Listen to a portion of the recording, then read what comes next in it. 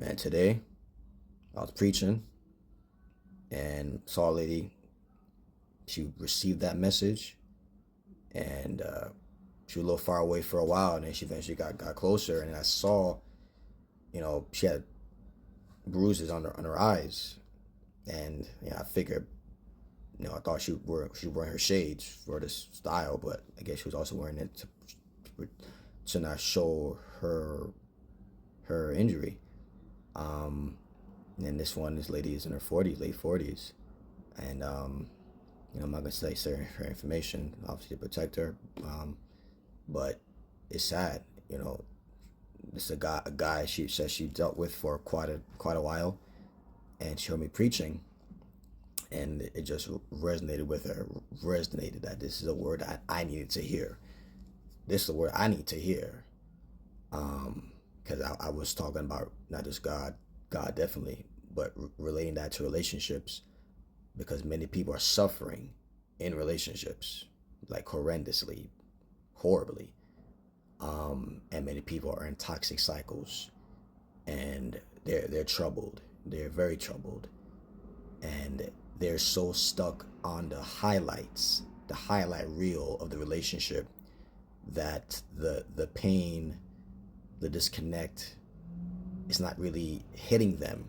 The seriousness of the problem is not hitting them as heavy as it needs to be, because they're so stuck on the highlight reel of the relationship. And me personally, I used to be with somebody who, I was stuck on that highlight reel. Oh, we get along here, we do this together, we do that together, but not fully contemplating, truly sitting in that reality that although we get along here, when stuff hits the fan and things get really, you know, we don't agree on something, there's just, the anger is there, the tension is there, the problem is there. But if we cannot talk to somebody with peace. If there's Whether it's on my part or the other person's part, you know, are we healthy for a relationship? If you cannot talk to somebody with peace, there's always accusing, there's anger, there's impatience, and whatever the red flag is. But evidently, you're not always going to agree with somebody. But what do you do when you don't agree? All right, and there's people who curse you out. There's people that hit you. There's people that take your money and run. There's people that will manipulate you, gaslight you, be narcissistic, and these are toxic traits. And many of you you're just putting up with that. Maybe stuff happened, and y'all apologize. Y'all having sex again. Y'all booing it up. Y'all making out. Y'all doing whatever. All right, but the problem's still there. Maybe there's apologies, and y'all move past it, but the cycle doesn't continue, doesn't end. And then years later, you're still with the same person. It's the same old thing, the same stress, the same problems over and over again. When are you gonna get sick and tired of being sick and tired? And this woman was with a guy that was actually physically abusive. And there's people today, to this day, that they stick with somebody, stay with somebody because, the highlight reel, although the person hurt them. They're hoping the person will change. Maybe the person promised they'll change. I'll do better, baby. I'll do this, baby. I'll do this, I'll do that, I'll do that. And the person gets stuck with the lies. But the best apology is a change behavior. Change behavior. If you're not seeing the results or the effort for there to be a healthy result, why are you sticking with that person? Why are you sticking around? You stuck with that person, and you're sticking around. There's so much healthier. It's healthy out there. Some of you don't want to start over again. That was my problem years ago. You don't want to start over again. That's all you know. I don't know. But you rather deal with that pain. You rather stress your heart muscle, stress your organs, stress your brain. Maybe you I don't know. Some of you dealing with a boyfriend or a girlfriend. Maybe most of you are probably a boyfriend, husband. Like, you gotta keep you billing. You'll keep billing out of jail. You're wasting money. Come on, unnecessarily.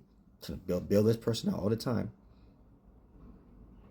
But someone that's not focused on growing with you, building the money together, building that business, raising the kids, having a purpose that outlives both of y'all, y'all still going through the same old toxic cycle over and over again. Is that logical? Is that smart? It doesn't matter how much you feel and how it hurts. It hurts.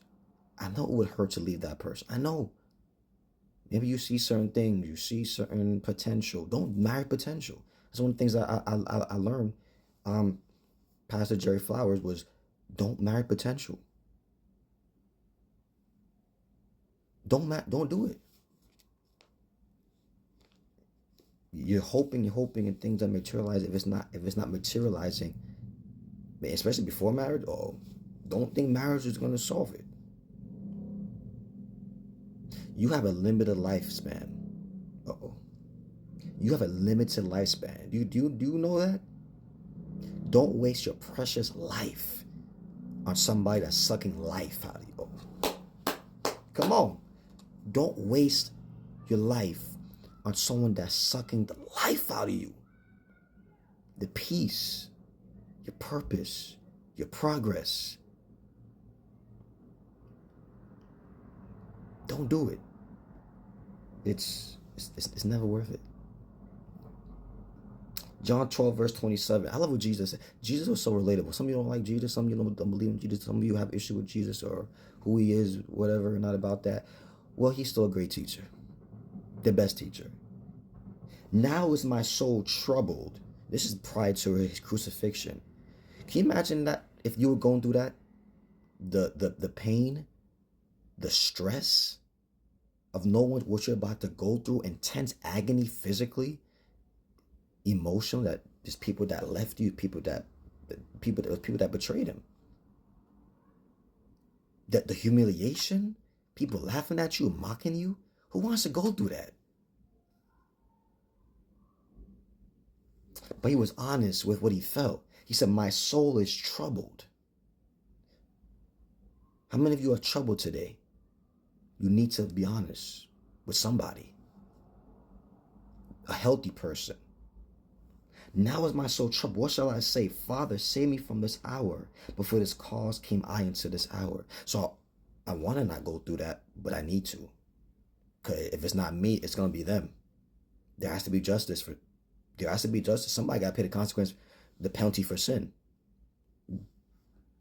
Right? Somebody got to pay for it. That's how serious sin is. The law, in our judicial systems, there's a penalty. All right? There's some sort of payment. Some people, it's bail money, but somebody commit a crime. Someone loses their life, and there has to be a consequence. And often the consequence is very painful.